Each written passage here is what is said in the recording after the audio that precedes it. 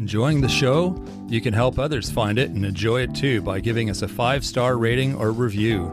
If you feel like reaching out to us with a question or comment, you can send us an email at mywifetherd@gmail.com. And don't forget to visit our website at mywifethedietitian.com, as well as our social media pages. We're on Facebook, Instagram, and YouTube. Enjoy the show. It's Rob and Sandra from My Wife the Dietitian, and this is Nutrition Nuggets. Hello, Rob. Hello, Sandra. Nutrition Nuggets. Today we're talking all about what foods to not eat at breakfast. Okay. Because I think we did one all about intermittent fasting and the importance of breaking the fast. But there's about 15 different foods that we're going to talk about today that are really not great for breakfast. You know what I think is interesting when it comes to breakfast, and you'll notice this especially at your standard kind of old school breakfast kind of restaurant, the menu has about 6 things on it. Like there's not this huge variety of breakfast foods. You've got your eggs and bacon and then omelets and then pancakes and French toast and, you know, maybe a fruit cup or porridge or something. But other than that, that's kind of your options. Wow. I never thought of it like that. And it's the same at home. You've got cereal. You've got eggs and bacon if you have time and you want to be fancy. And then, I don't know, what else do you eat for breakfast? That's kind of what people think, right? Maybe toast and jam or something. But it's one of those times, like the eating times, when there just doesn't seem to be traditionally a lot of options. But there could be. Well, yeah, there is. It just isn't. Yeah, I don't know why. It's weird. It's just not traditional, I guess. And that's the thing. Like, we're going to start with one, like donut, croissants, and leftover desserts. Or leftover pizza. Right? Well, actually... I know I'm throwing a curveball at you already. You totally are. Because, you know, number 15 is, and I'm going to just skip right to that, is basically having something in the morning is better than not eating breakfast and better than skipping. But if you're eating day after day after day a donut for breakfast, that is not helpful for your health. No bueno. No bueno. So that's number 1, donut, croissant, leftover desserts. Frozen waffles, Eggos, and pancakes are not great either. They're why is that? Because they're full of white flour. Yeah, there's just not a lot of nutrition there, right? To start your day. And breakfast is a good time to get some protein and some fiber because it's hard we're all deficient in fiber. We're not getting what we need. For women, 25 grams a day. For men, about 35 grams a day. And breakfast is a good opportunity to get some good fiber and protein and vitamins and minerals. I guess if you're making your own pancakes, you can make like some deluxe, healthier pancakes, but just the kind out of the, you know, you pour the powder stuff out of the box. That kind probably isn't normally going to be as healthy as what you can do yourself. If you make it from home, it's better than the kind that you buy frozen that if they're just the white variety. Yeah. You can't get frozen pancakes though. Or maybe you can, I don't know. But you're meaning waffles, I think, right? Eggo waffles or whatever brand they're... Yeah, and pancakes and waffles frozen. Yeah, exactly. They're usually the white flour. Yeah, they're all the same thing anyway. And just like super plain. And remember we talk about a balanced meal and the plate ratio and what's in there? So there's like half the plate is... vegetables or fruits. Yeah. So there's none of that with your Eggo waffle breakfast is where you're if it's just an Eggo waffle and nothing else, or just that and butter. And that actually goes to the next one, toast and butter. Yeah. Yeah. Same deal. Same deal. It's not balanced at all. And if you're just running out the door and having toast and butter, I get you're busy, but try to put a little bit more thought into it. Like what would you do if you're just having toast? Well, you could add some peanut butter. Yeah. But that's really sticky. So then you'd have to put something like salsa on it. Because salsa is a better option than jam. Because jam's just sugar, flavored sugar, really. It's funny. Actually, the peanut butter is on a list. The sweetened peanut butter is kind of not a good, or nut butter. It does stick to your toast better, though. The healthy peanut butters get all drippy and then you're all covered in it. So if you're going out the door to work, it's probably not the best option anyway, from a practical standpoint. Because you'll be covered in peanut butter. Be dripping down your Interesting. chin and down your tie and on your skirt. And yeah, there's other options. Right. Yes. Okay. The next one, and this is people will be like, what? Instant oats. Oh, we've talked about this before. Yeah. We're not meaning like Rob's oats, the kind that I make. No, they're instant. The kind of, the little they're pre-flavored. Like packaged, instant oatmeal because it's full of sugar. The traditional brands, the big name brands are, they're really low fiber and they got a ton of sugars and sweeteners to make it taste good. So they're instant. So anything that's instant is convenient is usually ultra processed. Yeah. And the quick oats that I eat, which are, as far as I know, they're available everywhere. They're nothing fancy. They're just called quick oats or minute oats.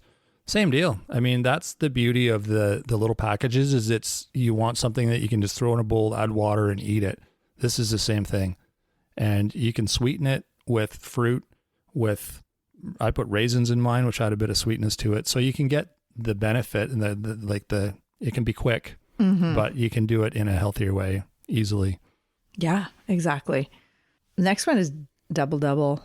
That's a Canadian thing. That's the Tim Hortons coffee shop. Double cream, double sugar. That's some people's breakfast. And maybe a donut or a muffin. They think, oh, it's a blueberry muffin. It's healthy. I used to think that too, but it isn't. That's actually, did I say muffin yet? Because the store-bought muffins or like the drive-through muffins typically are like mini cakes. Oh yeah, just look at the label on a pack of store-bought muffins. You'll be blown away how much fat is in there, and probably sugar as well. Yeah, they're not healthy at all. Yeah, well, I mean, you probably get a bit of fiber, but they're loaded with all sorts of other things too that aren't good for you. So, and the portion? Oh, they're massive. Yeah, it's funny, like the Costco ones are getting like bigger and bigger and bigger. It's like a little cake. Mm-hmm. Oh yeah, it was like a big cake. Yeah. Yeah. Yeah. And again, so it's just, if we're doing this day after day, this is like you are what you eat, right? You are what you eat. So the coffee for breakfast, coffee's okay, right? But if that's all you have, then that's an issue.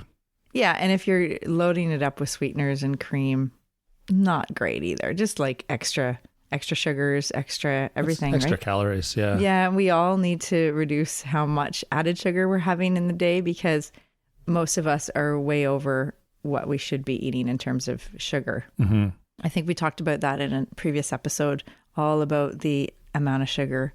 Yeah, I'm thinking we should do that again. I had a few questions about that the other day that maybe we can do another episode on sort of where the added sugar in foods is and what to look for. Because you hear that all the time. It's kind of a trending kind of diet thing. Well, a health thing, I guess. But a lot of people don't understand really what that means. So like I'm not eating any sugar this month. Like, what does that mean exactly? So that can be something we get into in another episode because I think it's good information. Yeah, because actually that's another one is flavored yogurt. So a cup of flavored yogurt, if that's all you're having in the morning, like one of those little cups or like a. Yeah, like a little cup, a little yogurt cup thing, right?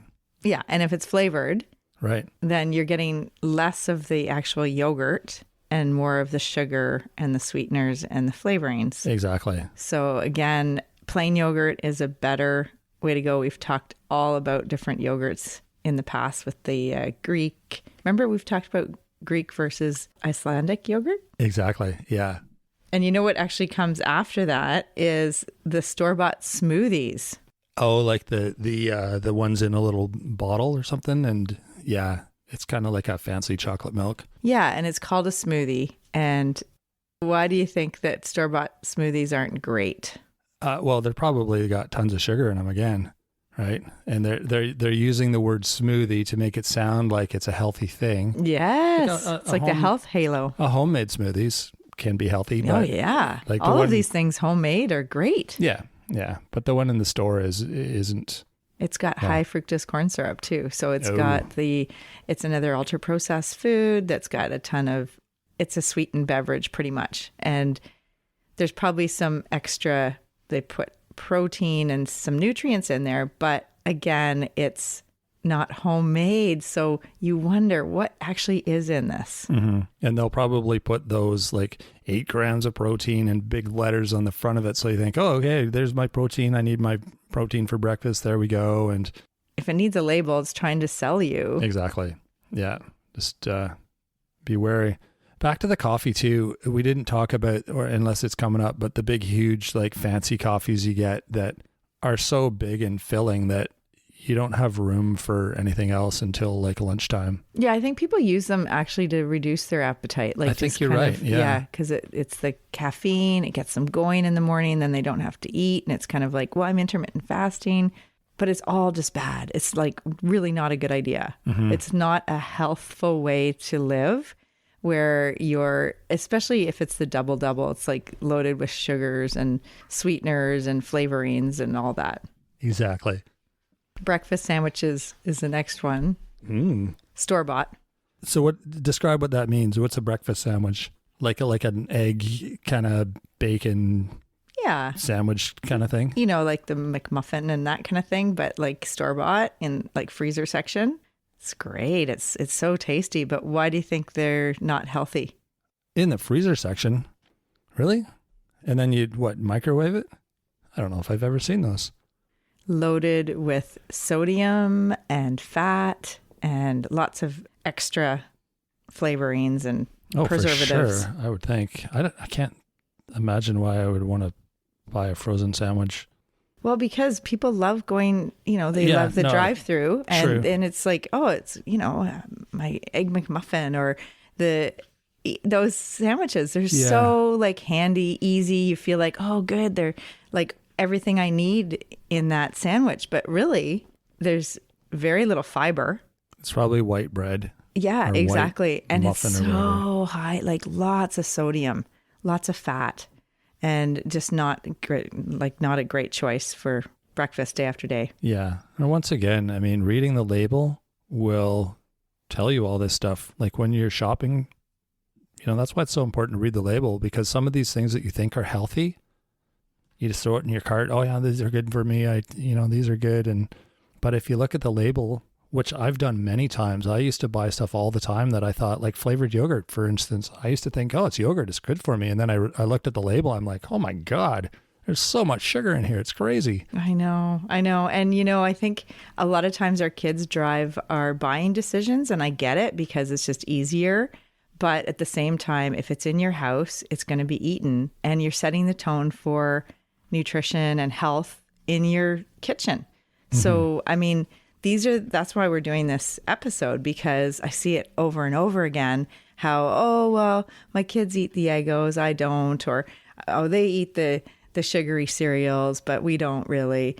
But the kids are the next generation, and the kids, we need to be instilling some healthy foods and healthy boundaries around eating so that it's not just the kids driving the buying decisions. The adults should be making those decisions. Exactly. And it's for the health of the family. And like I said, all foods fit. You can have these sometimes, but if it's a regular daily breakfast that you're eating or your kids are eating, that's not setting them up for healthy habits or good nutrition for thinking clearly, for good brain health, for good gut health.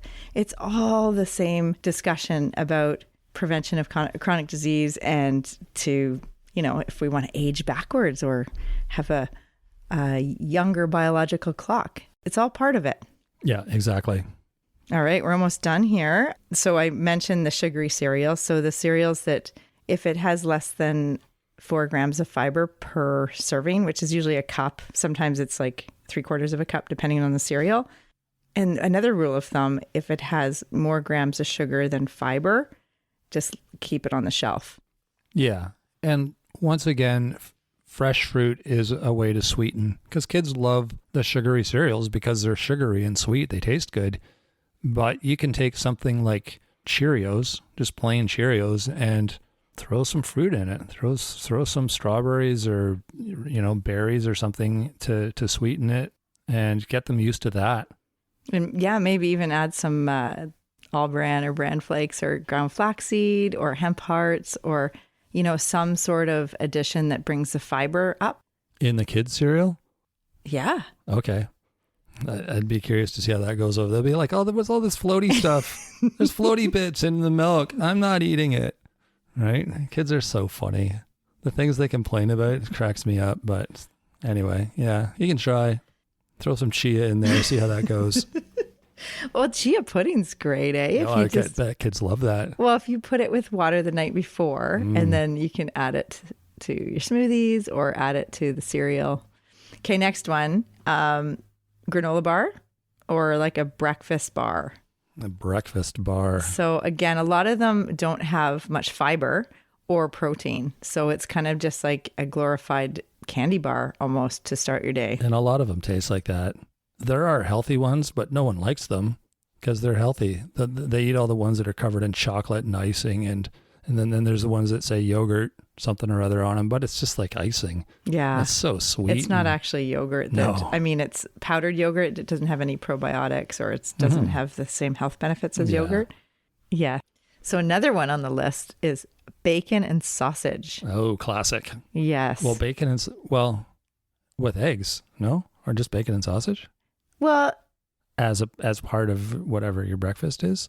The eggs aren't so bad. Oh, I gotcha. Yeah. They're great. Gotcha. They're an okay breakfast. Right. I would suggest if you have eggs to have something that has some fiber in there. So a whole grain toast or a whole wheat wrap. So pair your eggs with something that has some fiber. Mm-hmm. If you're going to have eggs. Or throw some veggies in the pan and make it a big like scramble. Yeah, that's exactly. Yep. Exactly. There we go. Yeah. But with bacon and sausage, why do you think that's on the list? Well, it's just like little grease sticks. They're delicious. I mean, I love bacon and sausage, but I don't eat it very often because they're just super greasy. I mean, you can tell looking at how much grease comes off of them while you're cooking them. Mm-hmm. It's disgusting. Yeah. And just, including those regularly, you are increasing your risk of colon cancer, of pancreatic cancer. It's so not good for your cardiovascular health. And yeah, it's the processed meats are just use them in maybe just special occasions, kind of the way we eat candy. We don't eat candy all the time. It's not always in the grocery cart. Mm-hmm. Same kind of thing with sausage and bacon. It's not a staple. It's more like a topping.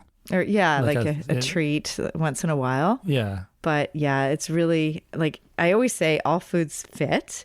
But again, if you're doing it over and over and this is your staple, you're going to pay for it later in life. It's just not a good thing to start your day off. No. Bacon and sausage. No. And I know with the paleo diet and the keto diet, there's a lot more people eating those processed meats as a way to start their day. And I know it's just not healthy. Mm-hmm. Yeah. Yeah, it's funny. It's funny how things like bacon and butter have become like healthy and okay to eat now because some diet says that it's okay to eat this extra fat. But I think there's other forms of fat you should be eating if you're on those diets. Yeah, the phytofats, so plant fats. Exactly. Like the avocado and nuts and seeds and getting your fats in different ways.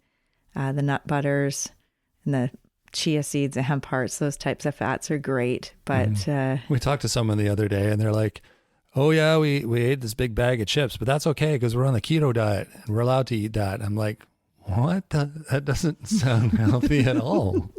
It just like, it was funny. Anyway. And the last one, a cup of juice. Cup of juice. Oh, that's a classic as well. Yeah. But we've discussed that before, how juice is one of those health halo kind of things, right? If you're going to make a cup of orange juice from oranges, you squeeze how many oranges to make a cup of juice? Oh, many. 12. At least, 8 maybe to 12. 13. Yeah. And each orange you think has about the sugar cube amount of sugar, natural sugar. It's still natural. People say, well, it's natural sugar, but it's still a lot for... one glass, you're getting a ton of sugar. Yeah. And then you don't use the pulp or anything, like there's no fiber. So it's not the greatest way to start the morning. Well, then I think a lot of people think, oh, that's my fruit. Right. I'll just have a cup of juice. That's good for me. Or the store-bought smoothie, back to that. Oh, man. Yeah, and it's just, it's not the same as fruit. Mm-hmm. Yeah, you're right. Yeah, better to have fruit. Mm-hmm. Yeah, that's about it. Is that all you got? That was like 12 to 15. We lost track, but it's 12 to 15 things you shouldn't eat at breakfast. Did we lose track? I don't know. Didn't? I don't know. It doesn't really matter. So that is it for this week's installment of Nutrition Nuggets. Hopefully that was helpful for everyone and you learned a few tips. If you want some more information on nutrition, all things nutrition, check out the website. There's tons of stuff there. We're adding things there all the time. Great blog articles, guest writers, all sorts of interesting things there. So you can find all of that at mywifethedietitian.com. If you have questions about the show or just in general for us, things you want to know, ideas for the show, that sort of thing, feel free to reach out to us through our email. That is mywifetherd@gmail.com. We love hearing from everyone. You can also find us on Instagram, YouTube, and Facebook. You can also reach out to us through those platforms if you want to do that. Give us a like, subscribe, thumbs up, hearts, smiley faces, all those things. We like all of them. We love hearing anything you have to say for us. It's just good feedback. Helps us keep things moving forward here. And on that note, we also like ratings and reviews. Most platforms will have some way to rate and review the show. So try to do that for us if you can. It's super helpful. And as always, we appreciate everything that you do. We appreciate you listening every week. We appreciate the feedback we do get from you and the comments, the emails, all that sort of stuff. We love it all. So keep it coming. And that is it for this week. We will be back next Monday with a full episode. So stick with us and we will talk to you then.